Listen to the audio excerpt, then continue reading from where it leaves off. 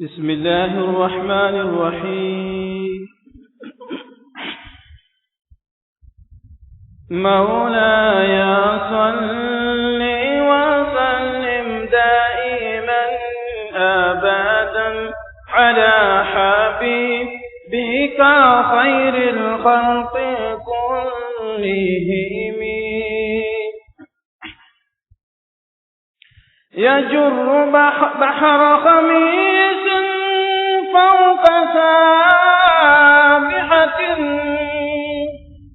يجر بحر خميس فوق سابحة، ترمي بموج من الأبطال منتظم، ترمي بموج من الأبطال منتظم. مولاي صل وسلم دائما أبدا على حبيبك خير الخلق كلهم، من كل منتدب لله محتسب، من كل منتدب لله محتسب، يسطو بمستأصل للكفر مصطلم، يسطو بمستأصل للكفر مصطلم. مولاي صل وسلم دائما أبدا على حبيبك خير الخلق كلهم، حتى غدت ملة الإسلام وهي بهم، حتى غدت ملة الإسلام وهي بهم، من بعد غربتها موصولة الرحم، من بعد غربتها موصولة الرحم. مولاي صل وسلم دائما أبدا على حبيبك خير الخلق كلهم، مسؤولة أبدا منهم بخير أب، مسؤولة أبدا منه بخير أب وخير بعل، فلم تيتم ولم تئم، وخير بعل فلم تيتم ولم تئم. مولاي صل وسلم دائما أبدا على حبيبك خير الخلق كلهم،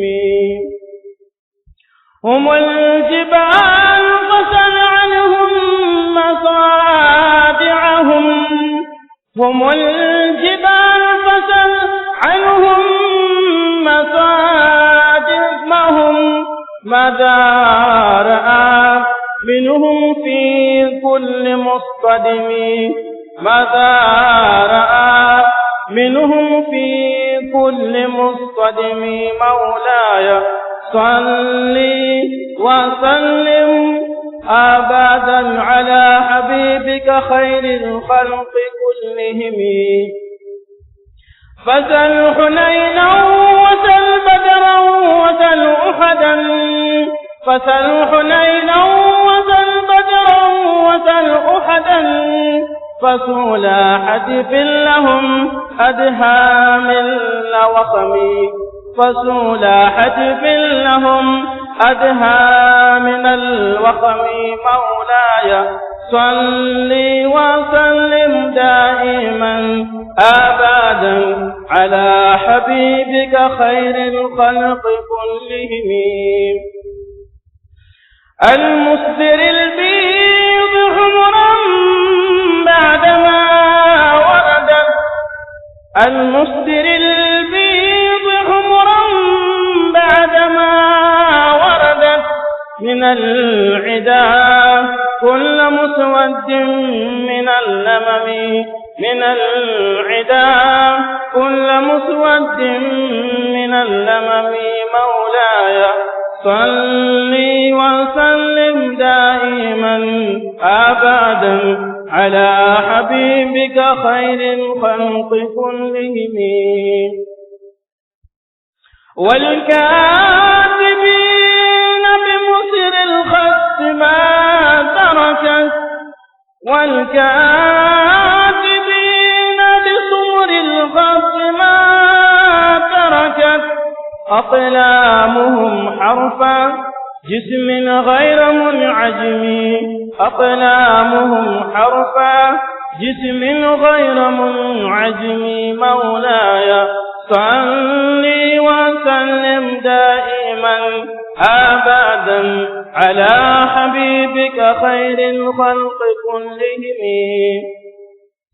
شاكي السلاح لهم فيما تميزهم شاكي السلاح لهم فيما تميزهم والورد يمتاز بالسيما من السلم والورد يمتاز بالسيما من السلم مولاي صلي وسلم دائما أبدا على حبيبك خير الخلق كلهم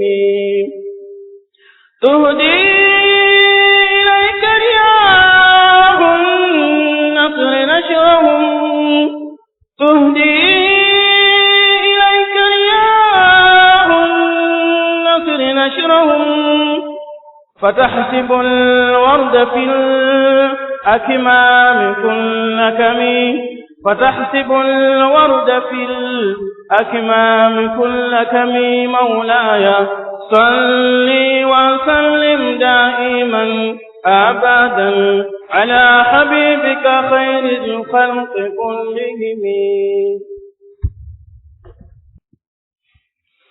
نحمده ونصلي على رسوله الكريم أما بعد مولاي صل وسلم دائما أبدا على حبيبك خير الخلق كلهم. Most respected elders, friends, beloved mu'takifin, mothers, sisters in Islam, Assalamu alaikum wa rahmatullahi wa barakatuh. This is the 8th chapter of Qaseedah Burdah. Faslun fi zikri jihadin Nabi sallallahu alayhi wa sallam. The discussion is about the jihad of Rasulullah sallallahu alayhi wa sallam, the bravery of Rasulullah sallallahu alayhi wa sallam, the bravery of the Sahaba of Rasulullah sallallahu alayhi wa sallam. In the previous 2 sessions on the same subject, I discussed some important points and I very briefly want to reiterate those points.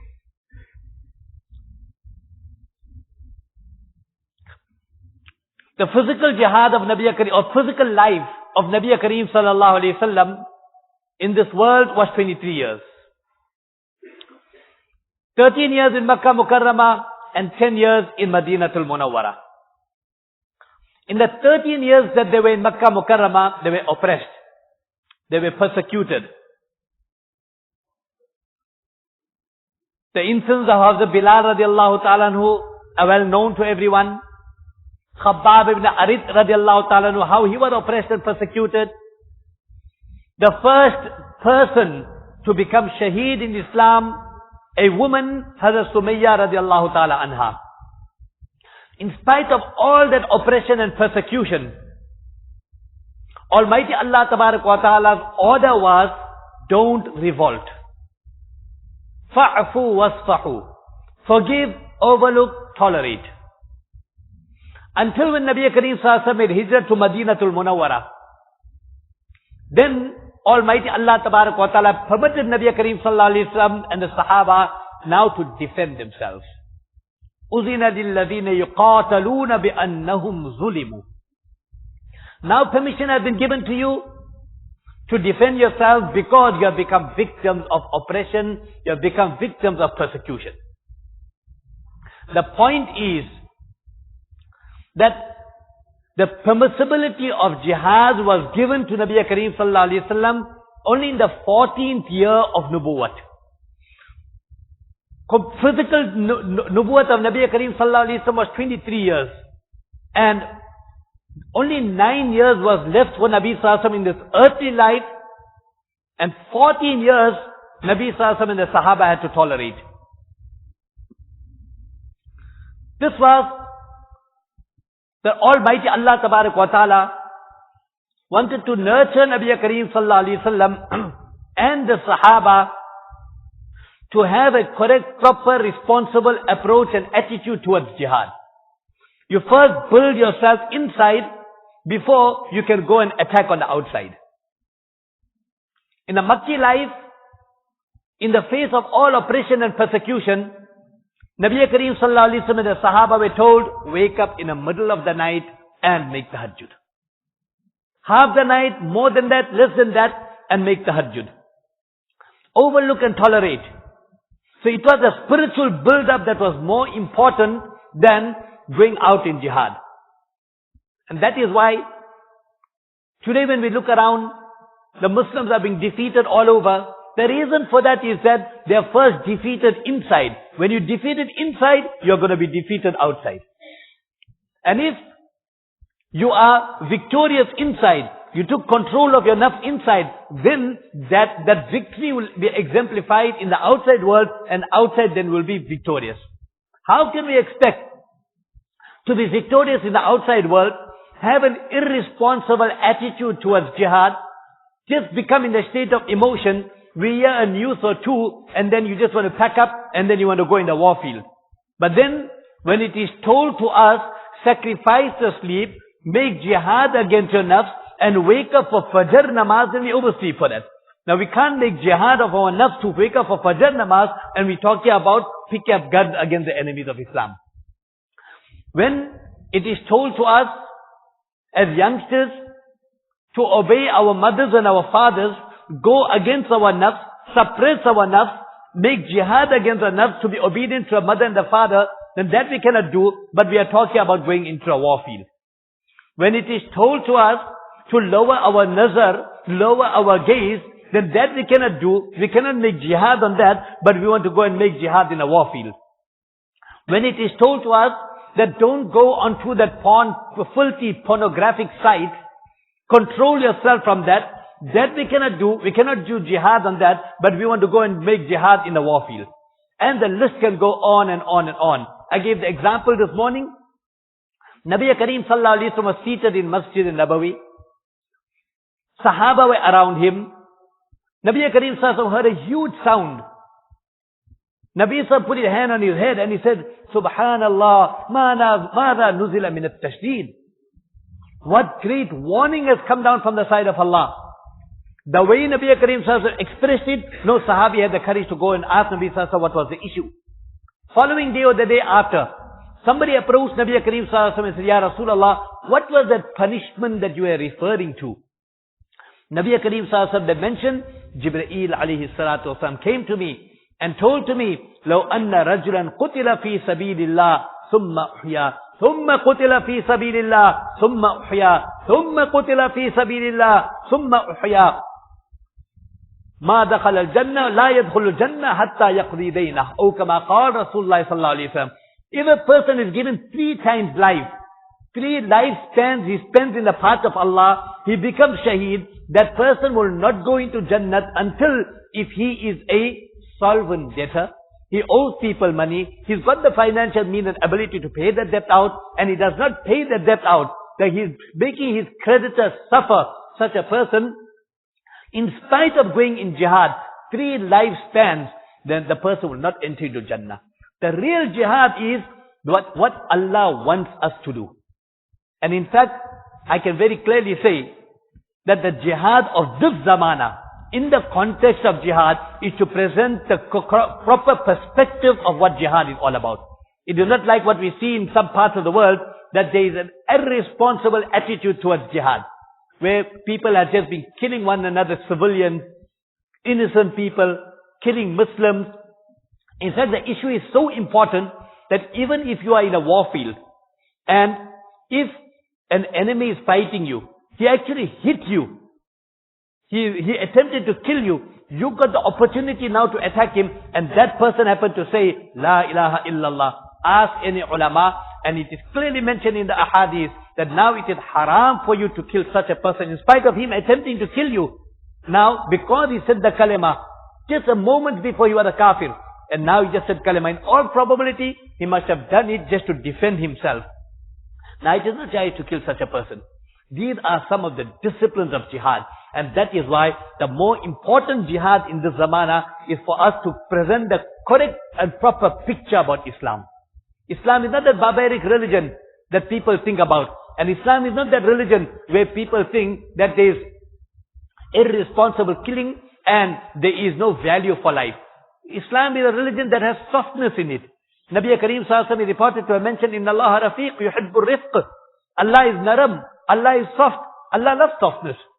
In one hadith, Nabi Kareem Sallallahu Alaihi Wasallam is reported to have mentioned that Allah yu'ti ala rifq ma la yu'ti ala al-unf, or kama qala Rasulullah Sallallahu Alaihi Wasallam. Allah blesses and gives a person those ni'mats upon being soft, which the person does not get upon being hard. One hadith Nabi Kareem Sallallahu Alaihi Wasallam is reported to have mentioned, he said, should I not tell you all that on whom the fire of Jahannam will be haram? Nabi Kareem Sallallahu Alaihi Wasallam mentioned, kullu hayyinin dayyinin. Person that is soft, person that is understanding, person that is cooperative. This is the attitude, that is a soft attitude. This is the important thing, to present the correct picture about Islam to the world today. And the reason for saying all this is that the different ash'ar and the different poetry that we're going to do, presenting the bravery of Nabi Kareem Sallallahu Alaihi Wasallam, the Sahaba, should be understood within the context. It's not like that the Sahaba just simply picked up the arms and they went into a warfield and they crushed their enemies. First the internal tarbiyat was made. 13 years, it was first told to them, wake up, make tahajjud, tolerate, overlook. And that too, that when a person goes in Islam, going out in jihad, it is not jaiz to hit the enemy, to give vent to your anger. You don't do it for that person. For that purpose, you do it solely for the ridwan and the pleasure of Allah Tabarak wa Ta'ala. And that is why it is said, the main purpose, people want to go out in jihad to take and control the enemies. They want to control lands. They want to take control of governments. The most important thing is to take control of your nafs. You take control of your nafs, you took control of everything else. We heard of the famous incident of Mahmud Ghaznavi, king of his time. He had one royal courtier, his name was Ayaz. So all the other courtiers, they used to be very jealous of him. So Mahmud Ghaznavi, he called all his royal courtiers, called also Ayaz, and he told him, look, I've got a very royal pearl, very expensive pearl. It is the pride of Mahmud Ghaznavi. Well, say my order is I want you all to break it. Now, most expensive pearl is the pride of the king. And the king is saying must break it. So all the courtiers, they said that we can't do, in spite of the king telling us to do that. But Ayaz goes and he breaks the pearl. So all the other ministers, they started condemning him. See, we told you all that this is what Ayaz is all about. He doesn't appreciate the king. He broke the royal pearl. When Mahmud Ghaznavi called him and asked him, why did you do this? He said there were two things in front of me. One is that the royal pearl, and the other side I saw your hukam, your order, what you told to do. To me, your hukam, what you told to do was more important than the value of the royal pearl. Jalaluddin Rumi rahmatullahi, he presents this example and he says, on one side, we also got a royal pearl, we got a nafs, we got our desires. On the other side, we have the ahkam, the orders of Allah Tabarak wa Ta'ala. Now, we have to crush that royal pearl of ours to uphold the ahkam and the orders of Allah Tabarak wa Ta'ala. So this is very, very important for us to understand jihad in a correct, proper perspective. It is not like what is being portrayed in the different parts of the world, that irresponsible attitude towards jihad. And this I'm talking about because it's found in every type of media, print media, electronic media, and then some sincere, innocent people just got caught up in it, and they who simply want to go and take part in something that is not even jaiz, something that is not even permissible. Now, in that same context, you understand the ash'ar, the bravery of the Sahaba with the background and with that introduction that I mentioned to you all. So, Allama Busayri rahmatullahi speaking about the bravery of Nabi Kareem sallallahu alayhi wa sallam, he says, يَجُرُّ بَحْرَ خَمِيسٍ فَوْقَ سَابِحَةٍ تَرْمِي بِمَوْجٍ مِّنَ الْأَبْطَالِ مُلْتَتِمِ. In the first poem, the word sabiha, it refers to galloping horses. And in the second poem, the word abtal refers to brave. And multatim, it refers to the crushing of the waves. The translation is, Rasulullah sallallahu alaihi wasallam pulled oceans of armies on galloping horses that would crush waves of brave soldiers. On the other side, the enemies were brave people. They also came with huge, powerful armies. But Allah, the Rasul, and the Sahaba were even more braver than that. Min kulli muntadabin lillahi muhtasidi yastu bimusta'sinin lil kufri mustalimi. In the second poem, the word yastu refers to attacking, and musta'sil, mustafil, both of them have the same meaning, which means to remove, to exterminate. The translation is that the Sahaba of Rasulullah sallallahu alaihi wasallam, the army of Rasulullah sallallahu alaihi wasallam, consisted of such warriors who responded to the call of Allah tabarak wa ta'ala, and whilst responding to the call of Allah, the intention was ihtisab, the intention was to seek the ridwan and the pleasure of Almighty Allah tabarak wa ta'ala. And they would go out and fight in the cause of Allah to attack, to enemies, to exterminate kufr. It wasn't just for any other reason, it was i'la kalimatullah. Hatta ghadat millatul islami wa hiya bihim min ba'di ghurbatha mawsulatar rahimi. In these two poems, Allama Busayri rahmatullahi likens jihad, or the land that has been conquered through jihad, like relatives that have been separated. So it is as though that land that was first dominated by kufr, Islam was separated from it. And now when Islam came and conquered that land, it is as though Islam and that land are two relatives that have reunited. And in the second two poems, again, he paints a similar picture and he gives an example of Islam and the land that have been conquered like a husband and a wife. Husband and wife were separated. It was as though that Islam was the husband and the land that was conquered was the wife. The husband and wife, they were separated. But now, when they remove the problems and the differences, now they are being reconciled. It is that land that has been conquered, it's now that as though the husband and the wife have reconciled. Or another example, it is like a very loyal father to his beloved daughter. That a father is there to live for his daughter, and while the father is alive, the daughter is not an orphan. The man, that the Islam have conquered that land is like the daughter, and the father is there to support his daughter. So, Allama Busayri explains that this is what the Sahaba, and what was the effect of the bravery of the Sahaba. Further he says, Humul Jibal fasal anhum masadimahum mada ra'a minhum fi kulli mustadimi. The Sahaba, they were mountains.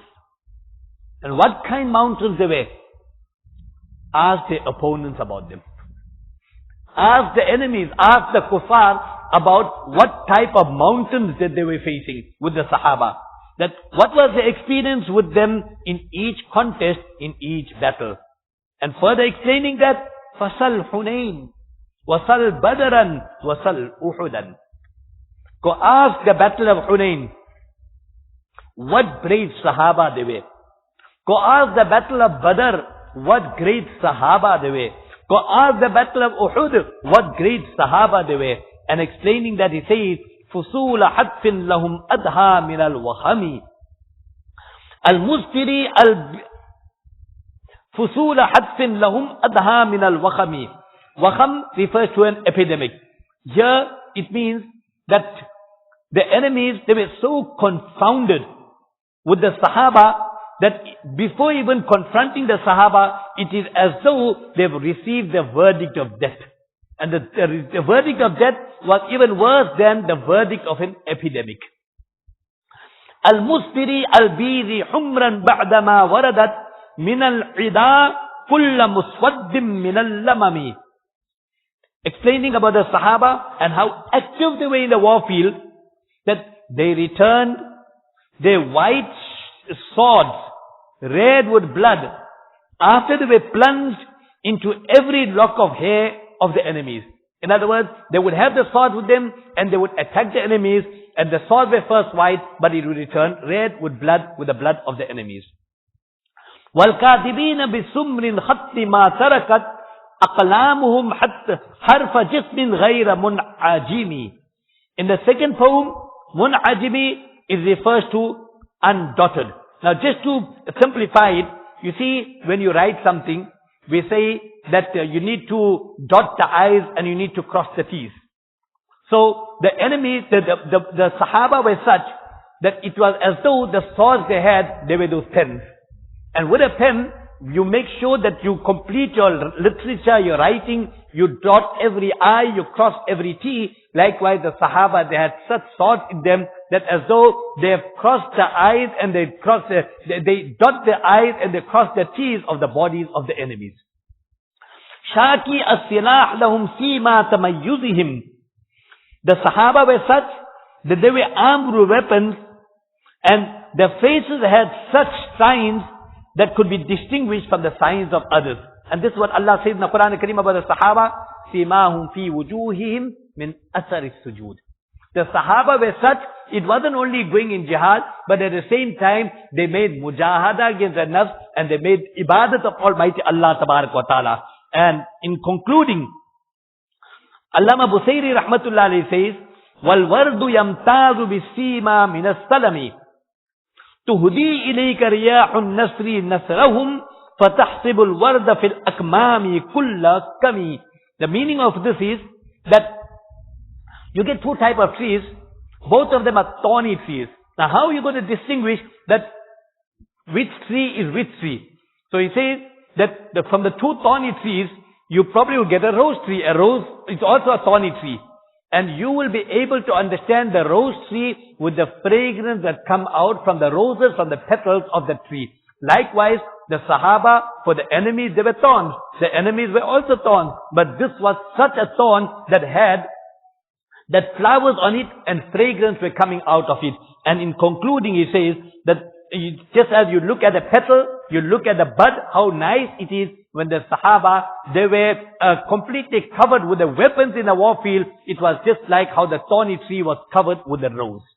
In these ways, Allama Busayri rahmatullah speaks about the bravery of the Sahaba and the bravery of Nabi Kareem sallallahu alayhi wasallam. But just one important aspect. The purpose of jihad was i'la kalimatullah. It wasn't just to cause mischief on earth. It was i'la kalimatullah, that to raise the name of Almighty Allah Tabarak wa Ta'ala. Now obviously, the name, azmat of Allah must be in the heart for a person to be able to raise the name of Allah Tabarak wa Ta'ala. If you got a shop, you're not going to advertise for something there that you don't have in the shop. Otherwise, customers going to come inside, where's that item? You don't have it there. You're just advertising it for nothing. Likewise, how are we going to advertise? And how are we going to portray Islam, the name of Allah, when the name of Allah is not inside our hearts? So, the i'la kalimatullah can only be when the name of Allah is inside our heart, then only we can raise the name of Allah Tabarak wa Ta'ala. And one way to inculcate this is for us to attach ourselves to Almighty Allah Tabarak wa Ta'ala. To make the zikr of Allah Tabarak wa Ta'ala. And do not understand for one moment that we don't agree with jihad. That the Quran, ahadiths, and all our textbooks are filled with the rules, the principles, the discipline of jihad, whether it is offensive jihad, whether it is defensive jihad. But it must be done in the correct way, it must be done in a disciplinary way. But in this time and era, the most important thing is to make jihad against the nafs. Nabi Kareem Sallallahu Alaihi Wasallam is reported to have mentioned that A'da aduwika allati ma bayna jambayk. The biggest enemy is not the enemy outside. The enemy is the enemy inside, the enemy of the nafs. And that we have to hit that enemy of the nafs for us to conquer the real enemy. And one way of doing it is to make the zikr of Allah tabarak wa ta'ala. Turn to Allah tabarak wa ta'ala. Make the zikr of Allah tabarak wa ta'ala. When the love of Allah enters in our heart, then we can talk about defending the cause of Islam. But without having the love of Allah tabarak wa ta'ala, just going and trying to attack, that's an irresponsible attitude. That is why there's no barakat in those kind of efforts. But when the ikhlas is there, sincerity is there, real ishq, love, muhabbat for Allah is there, that was what was in Rasulullah sallallahu alaihi wasallam, the Sahaba, and that is when the world saw the real Islam. Then Islam was given the correct picture. It's not like what is happening today. So therefore, that is why we have these zikr gatherings. So that it's a gathering of tawbah, it's a gathering of istighfar, in which we turn to Allah tabarak wa ta'ala, remove all the dirt and filth from our hearts. Now the real jihad to wake up for Fajr namaz will be able to do that. Now the real jihad to be able to fight the lustful glances that will come into us. Now the real jihad, now that pornographic site, you close that thing when the temptation is there. So Allah give us tawfiq and hidayat to engage ourselves in zikr and to turn to Allah Ta'ala and understand Islam in its correct and proper perspective.